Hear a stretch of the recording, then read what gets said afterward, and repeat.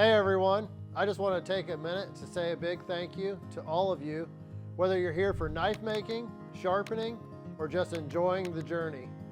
Your support and feedback have meant a lot. I appreciate every comment and question and bit of encouragement that you've shared along the way. Now I'm excited to announce a little change in the channel.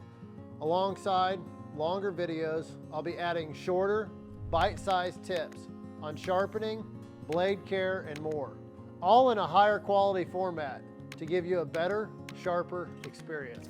Just like I like to strive to make the best knives for enthusiasts like you, I want this channel to bring the same level of excellence. For those of you interested in sharpening tools, I'll also be sharing quick, honest reviews to help you find the right fit for countless products I've personally tested. And keep an eye out because we have some new product launches I've been working on for quite a while.